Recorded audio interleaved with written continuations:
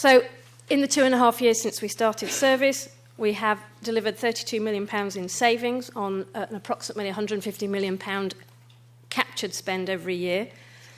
We have 100 e-catalogues live, over 2 million products are being bought through those catalogues, and we have a big plan to increase the captured spend. You will notice 150 million is a big difference from the 3 billion that the government gives out.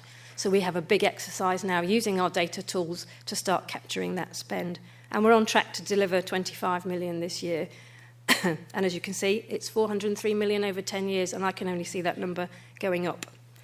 And currently, in the way we are organised, all those pennies go straight back to research, and the scientists, therefore, are able to buy more for their science. So that all sounds great, doesn't it? But it hasn't always been a bed of roses. In fact, I'd say there's been quite a few clangers on the way. So we've learnt quite a lot of lessons. And for us, it's all about winning hearts and minds. Our model is very much focused on involvement, engagement. If your customers aren't with you and you put in a load of contracts, they will not use them. When I arrived, there was a 16% take-up on the contracts across the science base. That's not very much. And if you're going to drive those savings, you absolutely have to have everybody engaged. How do you do that? Well, I needed to get the right people on the bus. I inherited a lot of people who have great knowledge and legacy from the research councils, from the team that Colin created, and I mixed that with a lot of private sector, very commercially focused individuals. That's a great mix, and getting it to work has been quite tough, but they're starting to get there and they're learning from each other.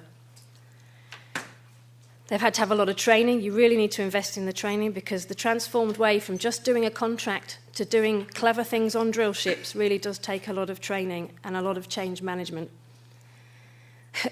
I had a 6-month plan when I arrived. I think I'm on about month 4 now. It takes a long time, and I'm back on the tortoise race again.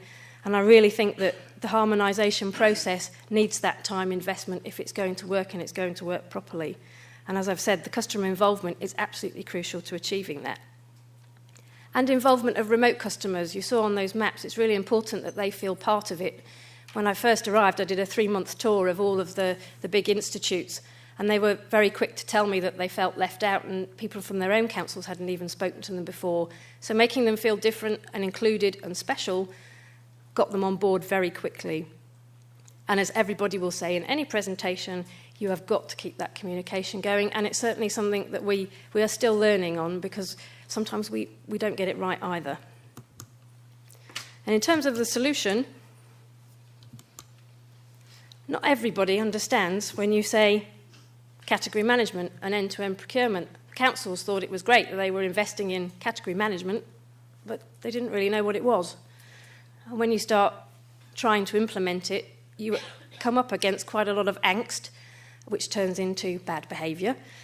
And hence why I said earlier, it's like pushing water uphill sometimes. So you need to spend your time explaining what category management is and what it means for people and how things are going to change for them.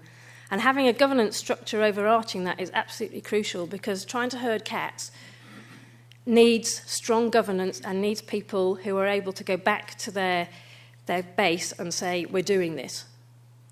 And again, that's part of the clangers. In some way, we have not achieved that totally yet. And in some categories, we are still trying to deliver, but we're not giving up. The data analysis is crucial, and certainly we're finding now we've been trying to manually manipulate data for 3 years. And it's been really tough, because everybody says your numbers are wrong, you haven't got that right, that's all over the place. And until you actually start measuring it through one consistent system, then you really struggle to get to the right numbers. So I cannot emphasise enough, having that data analysis has been absolutely critical for us. And then, as I've already mentioned, that building credibility through engagement and delivery is crucial. As you start to deliver deals, particularly with very sceptical scientists, they start to wave your flag for you and say, come back and do some more, and come back and do something more difficult. And that snowballs. And gradually, as you get more and more input and engagement, then you start to deliver more. And it really is, we're at tipping point now, I would say, in terms of where we've got to in some of the science categories.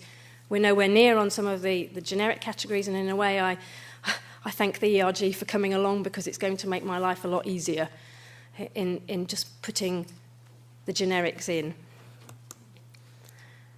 And finally, I really leave you with this message, that none of this is achievable and none of it is deliverable without the people. And it is all about the people, both in your procurement team and in your customer base and everybody else that's working with you.